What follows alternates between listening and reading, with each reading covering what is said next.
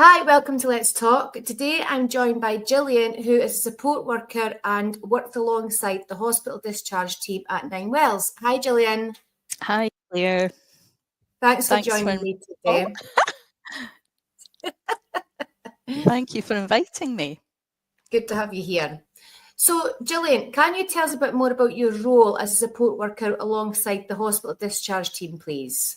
Yeah, I mean, I'm still very much part of Dundee Carers Centre, but my role is a secondant role for 2 years.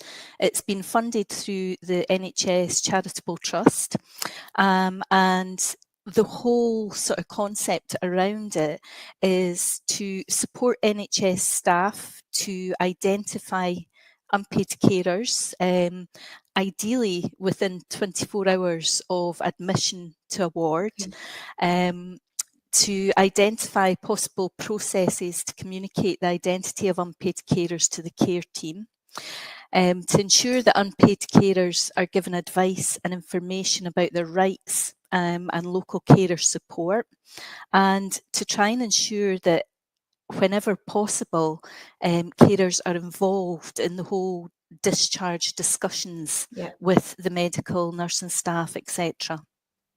Okay, good. So I'm based alongside, I sort of base myself within the Discharge Hub alongside the discharge team. And so what I tend to do is I'll pick up referrals from the discharge team when they identify if there are carers involved who potentially have had no contact with us before, who might be struggling in their caring role or are just generally looking for more information. But I also attend some of the ward huddles. They have little meetings in the mornings. So I go along to those, and that's where sometimes I can pick up people myself without getting a referral. So I sort of identify that there's maybe a carer who is struggling a little bit, and then reach out and try and make contact with them. Great, wow.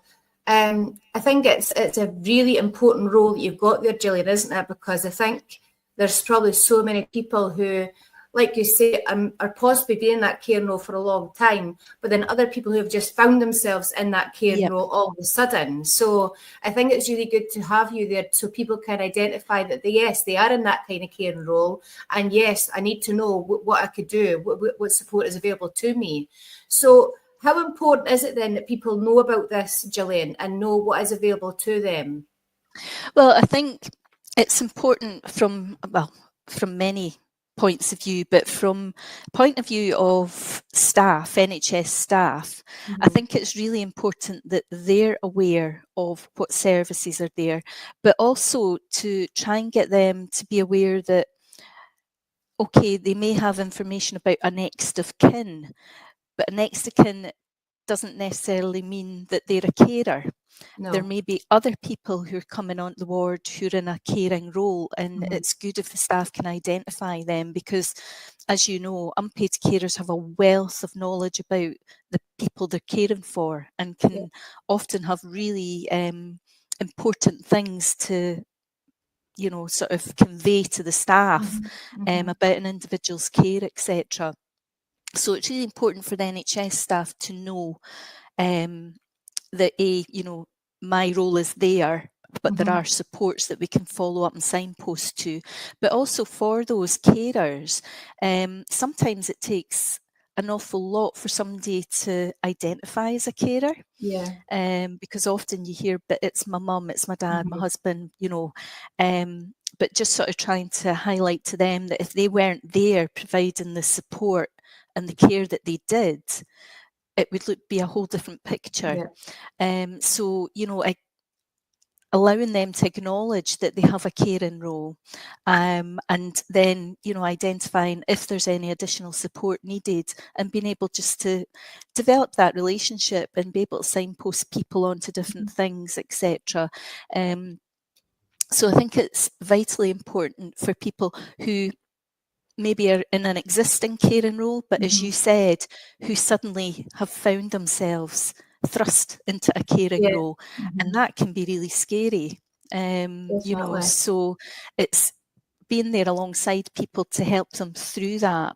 And also, you know, when it comes to having these conversations with, you know, the medical profession, the nursing staff, etc., sometimes people can feel a wee bit intimidated. And they maybe don't always get their point of view across in terms of, you know, a sort of planned discharge. They're maybe not able to express their concerns concisely.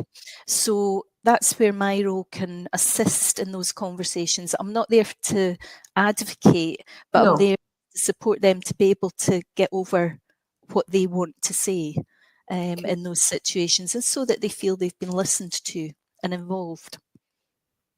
Good. I think the whole idea of this as well is to make people more aware that there's choices, there's options, and there is that support there, isn't there? That's where you're coming in, because I think we've all probably been there in our personal lives as well at some point or another where we have been in that situation. And I think a lot of people, like you say, aren't aware of it, but people who are aware of it, they just need to know that they have got a voice and it needs to be listened to sometimes. And that's where obviously you could be there to support them with that and make them aware of that situation. Yeah. So you've talked about obviously bits and pieces that you can help with, Gillian. Is there any other bits of support that you can offer to the families and the carers and that as well, and the professionals, I suppose, too? Yeah, absolutely.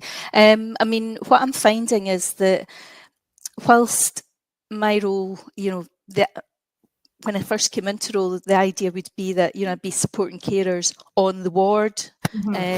But what has kind of transpired is more often than not, I might be getting referrals and people have already been discharged. So I'm catching up with the carer after the event and providing a bit of support. And it might be that I give them a bit of one-to-one support and then sort of signpost them to activities, things that are going on in their locality, and sort of come away and just be there for informal support thereafter. But it's all about, I suppose, knowing, you know, identifying what's going on for that carer at the time and what might be out there in their local communities already that they don't know about. And have never thought to access because they've never been in this situation before. So it's being aware of everything that's going on and being able to support them to follow up that, or, you know, if needs be, accompany them along to, you know, an activity, a group, an organisation, so that they're introduced to them and they feel quite relaxed, because it can be quite daunting. You know, just sort of rocking up to an organisation and going, hey, I need your help. So sometimes sometimes it can help just to have somebody by your side to do that. Good. So lots of different levels of support available there, Gillian, like you say.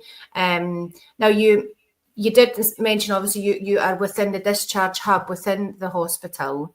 So how do people then go about referring to yourself then, Gillian, when they've identified somebody within that is in that need for support?